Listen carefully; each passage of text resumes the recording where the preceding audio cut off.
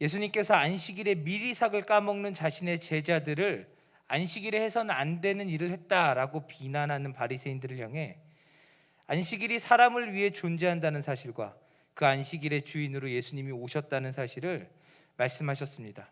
우리가 함께 읽진 않았지만 오늘 본문 이전에 그와 같은 내용의 말씀이 등장을 하죠. 그리고 나서 예수님께서는 언제나 그러셨듯이 안식일을 지키시기 위해 회당을 찾으셨다고 본문은 말씀합니다. 회당에선 구약을 강론하고 재판을 하는 등의 일들을 했지만 가장 큰 역할은 안식일에 예배를 드리는 것이었습니다. 예수님과 제자들도 안식일을 지키기 위해 회당에서 예배를 드리셨습니다. 그런데 방금 예수님의 제자들을 비난한 바리새인들도 예수님을 따라 회당에 들어갔습니다.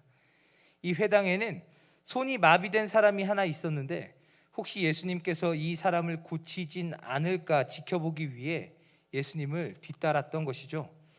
왜냐하면 그 당시 이 안식일 규정 중에 장로들의 전통에 따르면 하나님께서는 안식일을 지키라, 거룩히 지키라 라고 말씀을 하셨을 뿐이지만 이제 이 장로들의 전통에 따르면 아픈 사람은 이제 죽기 직전인 사람만 치료해야 되는 겁니다. 생명과 관계되어 있는 것만 치료를 해야 되고 나머지는 안식일에 하면 안 되는 거예요. 그러니까 피가 흘려도 제가 이제 칼에 이렇게 베어서 여기가 피가 이렇게 철철 나도 생명에 관계가 없으니까 이거 이제 그냥 피만 닦아내야 돼요. 약 바르면 안 되는 겁니다. 손 마른 자도 이제 손이 마비되어 있는 사람입니다. 뭐 지금 잘 돌아다니니까 고치면 안 되는 거예요. 그런데 예수님께서는 언제나 만나는 사람들마다 예수님께 나오는 자들이라면 누구나 고쳐주셨잖아요. 그래서 예수님이 이 사람을 고치는가 고치지 않는가 살펴보기 위해서 이 회당에 들어갔습니다. 예수님과 제자들은 안식일을 지키기 위해 들어갔지만 이 사람들은 예수님과 제자들이 안식일을 지키지 않았다고 말하는 이 사람들은 안식일을 지키기 위해 회당에 들어간 게 아니라 고소하기 위해, 고발하기 위해 이 회당에 들어갔죠. 재밌지 않습니까? 그런데 예수님께서 이 사실을 모르셨을 리가 없죠. 예수님이 이 사실을 모르셨을 리가 없습니다. 그럼에도 예수님께서는 회당 안에 있던 손이 마비된 사람을 그 자리에서 일으키셨죠.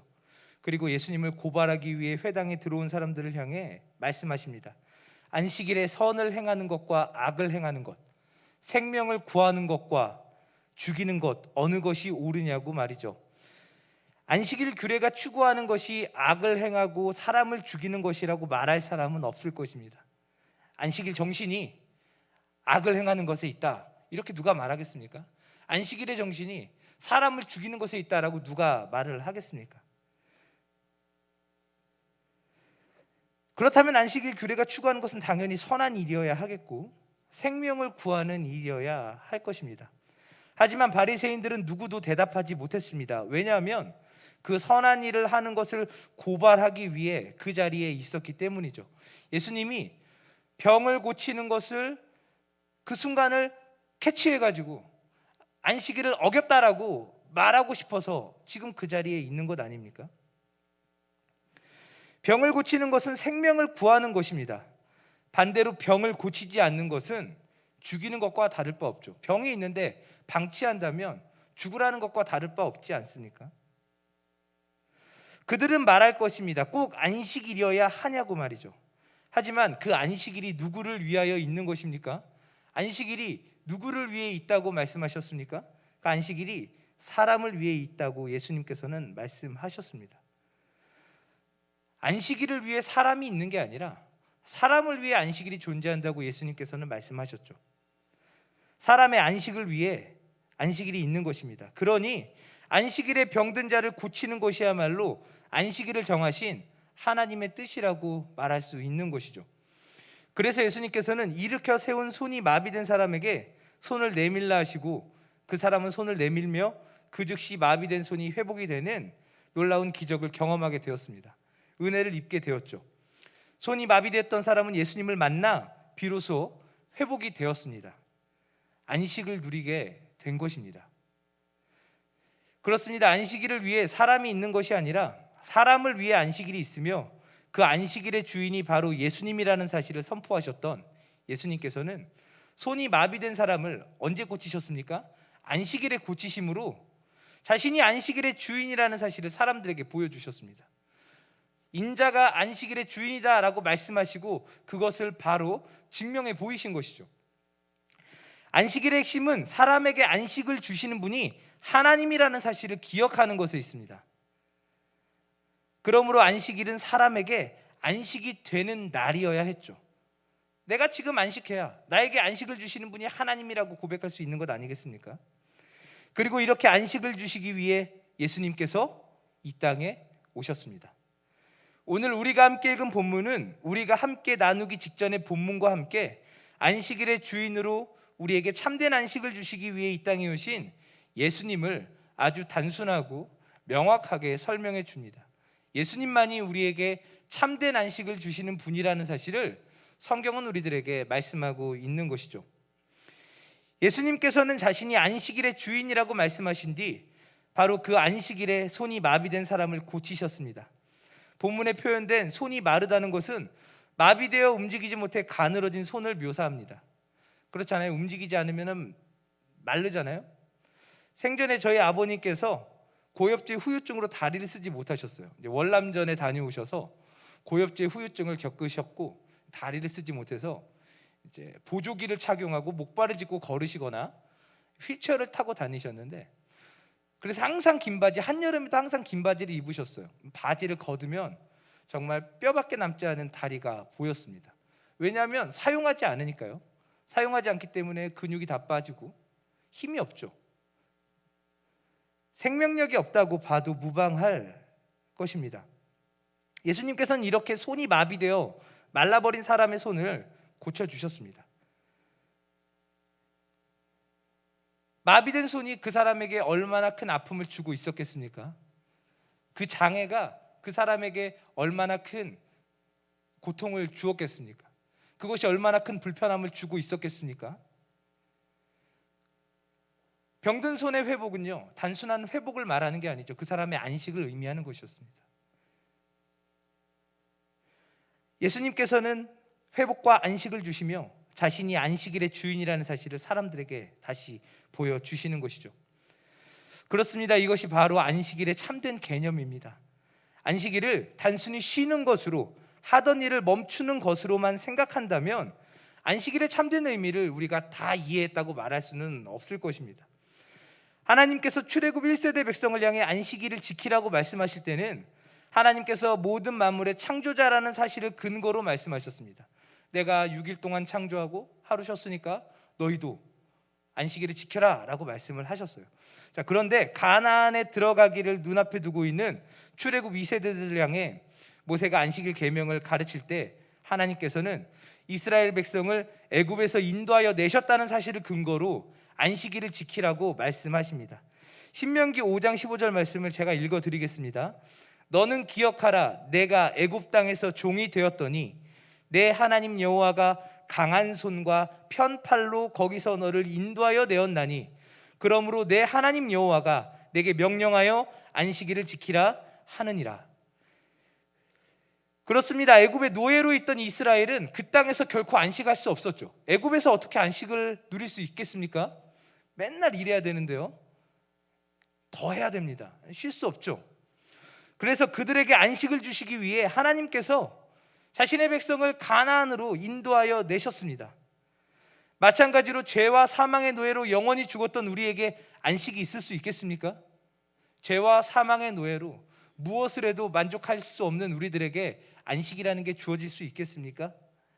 없죠. 이 땅에 어떤 것이 우리에게 안식을 주겠습니까? 무엇을 해도 벗어날 수 없는 영원한 멸망, 죽음이 우리를 기다리고 있는데 그 어떤 것이 우리에게 영원한 안식을 가져다 줄 수 있겠습니까? 내가 지금 억만금을 가지고 있다고 해서 그게 나를 살려줍니까? 아니죠. 세상에서 가장 값진 음식을 먹는다 해도 그 음식이 나를 살려줍니까? 아니죠. 우리는 살기 위해 먹지만 결국은 죽게 됩니다. 우리가 살기 위해 먹는 그것은 나를 살려주지 못하죠. 우리가 무엇을 해도 우리는 안식을 누릴 수 없는 것입니다. 오늘 본문은 이렇게 쉼없는 우리 인생을 위해 예수님께서 안식일의 주인으로 우리를 찾아오셨다고 말씀합니다. 예수님은 단순히 육신의 치료자로 이 땅에 오신 것이 아니죠. 죄와 사망의 노예로 영원히 고달픈 우리 인생에 참된 안식을 주시기 위해 이 땅에 오셨습니다. 믿으십니까? 다들 안식하고 계신 것 같은데 너무 안식하지 마시고 약간 긴장을 좀 하세요. 자, 그런데 오늘 우리가 더욱 주목해야 하는 지점이 있습니다. 그게 뭐냐면요, 예수님께서 우리에게 안식을 주시기 위해 택하신 것이 우리를 대신해 죽으심이라는 것입니다. 주님께서는 우리를 안식케 하시기 위하여서, 우리에게 안식을 주시기 위해 죽음을 선택하셨다라는 것이죠. 오늘 본문은 예수님께서 자신을 고소하기 위해 뒤따르는 자들이 있음에도 불구하고 거리낌 없이 회당에서 병든 자에게 안식을 허락하시는 예수님의 모습을 보여주고 있습니다. 그리고 이렇게 안식을 허락하시는 예수님을 바리새인들은 헤롯 왕과 결탁해서 어떻게 죽일까 의논하죠. 예수님께서 안식일의 주인으로 안식을 허락하시기 위해 자신의 생명을 대가로 주셔야 함을 본문은 우리들에게 말씀하고 있는 것입니다. 사랑하는 성도 여러분, 참된 안식이 우리에게 어떻게 허락이 됩니까? 우리에게 영원한 생명이 허락되었다는 사실을 알 때 비로소 우리는 진정한 안식을 누릴 수 있습니다. 일단 아멘을 딱 하셔야 돼요. 그래야 내가 지금 긴장하고 있다라는 게 하나님에게 보여지는 것 아니겠습니까? 영원한 심판의 자리에서 우리가 건짐을 받았다는 사실을 알 때 비로소 우리는 안식을 누립니다. 바울은 로마서를 통해 불의가 진리를 막고 있는 우리의 상황에 대해 말합니다. 영원한 심판을 우리가 모르는 것이 아니라는 거예요. 하나님이 계심도 우리가 모르지 않다고 말하죠. 하지만 불의가 진리를 막고 있다고 말하는 거예요. 그 심판을 피할 수 없게 만드는 죄가, 우리의 불의가 그것을 억지로 막아 보지 못하게 하고 있다고 말합니다. 하지만 우리 속사람은 그 사실을 모르지 않아요. 알고 있습니다. 그러므로 이 땅의 어떤 것으로도 우리는 만족을 누리지 못하고 안식할 수 없죠. 왜 일이 잘 될 때 불안합니까? 이유 없이 불안하고 두려움이 찾아오는 이유가 무엇입니까? 잘 되는 것 같은데 왜 우리에게 찾아오는 안식은 그렇게 정말 처마에 떨어지는 물방울처럼 제한적입니까? 그것은 우리가 결국에는 심판받아 영원히 멸망할 자라는 것을 우리 스스로가 알고 있기 때문인 것이죠. 그런 우리에게 안식을 주시기 위해 하나님의 아들께서 사람이 되셔서 우리의 죄를 대신해 십자가에서 죽으셨습니다. 우리가 올라가야 할 그 자리에 예수님께서 친히 직접 올라가셔서 우리를 대신해서 죄의 책임을 지셨습니다. 그리고 3일 만에 다시 살아나셔서 죽음을 이기시며 우리의 구원을 결국에는 이루어내셨습니다. 이제 예수님을 자신의 구주로 믿는 자는 더 이상 죄의 책임에 두려워할 필요가 없고 죽음의 두려움에 사로잡힐 필요가 없는 것이죠. 왜냐하면 안식일의 주인 되시는 예수님께서 십자가에서 죽으시고 부활하심으로 우리의 안식을 이루셨기 때문입니다. 그래서 우리는 예수님께서 부활하신 날을 우리의 안식일로 삼아 우리의 안식이 주님께 있으며 그 안식을 허락해 주시는 주님께 감사하고 기대하는 주의 날을 지키는 것입니다.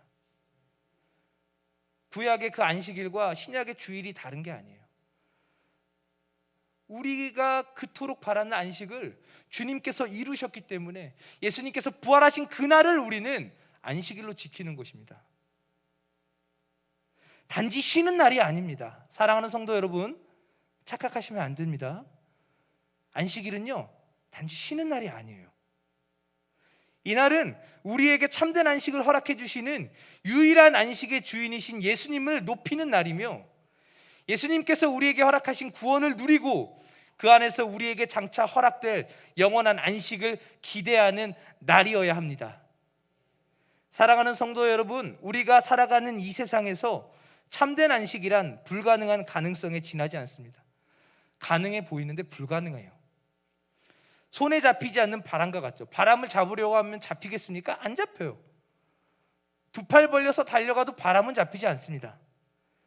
그러나 그것을 이루신 분이 계시죠. 그분이 바로 우리가 주로 믿고 섬기며 따르는 예수님입니다. 우리가 그래서 예수님 믿는 거예요. 다른 것 때문에 믿는 게 아니라 예수님이 우리의 안식을 이루셨고 그 안식을 주시는 분이시라고 말씀하시기 때문에 우리가 예수님을 믿는 거잖아요. 그러므로 참된 안식은 예수님을 따라 예수님이 말씀하시는 옳은 일을 행할 때 오히려 누리게 됩니다. 예수님을 따라갈 때 누릴 수 있는 거예요.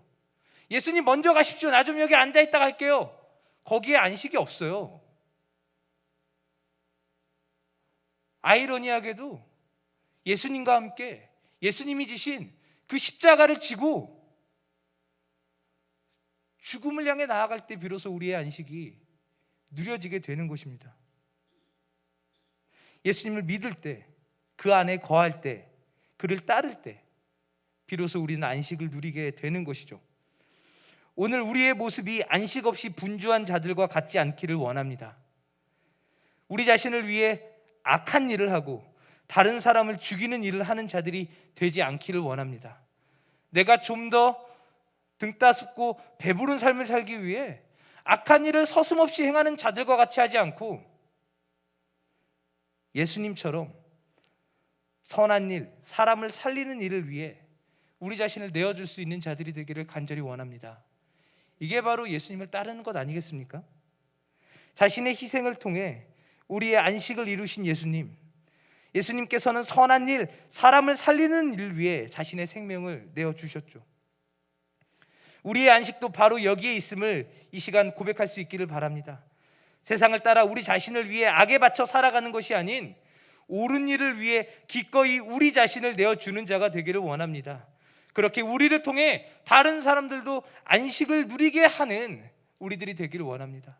방금 전에 우리가 찬양이 맞춰지고 뜨겁게 기도했습니다. 우리 교회를 통하여서 이 지역이, 광주가, 경기도가, 대한민국이 변화되는 역사가 있게 해달라고 기도했습니다. 이게 허공을 울리는 꽹과리가 되지 않도록, 의미 없는 몸부림이 되지 않도록 우리 자신을 내어주어 다른 사람을 이롭게 하는 예수님의 정신으로, 예수님께서 우리에게 보여주신 그 사랑으로, 예수님을 따르겠다는 믿음의 고백으로 우리 삶 가운데 나타나기를 간절히 원합니다. 이것이 바로 우리가 이 땅에서도 안식을 누리는 길입니다. 이 안에서 우리의 진정한 안식 되시는 주님을 높이며 우리 또한 안식을 누리는 은혜가 있기를 간절히 소망합니다. 우리 함께 기도하겠습니다.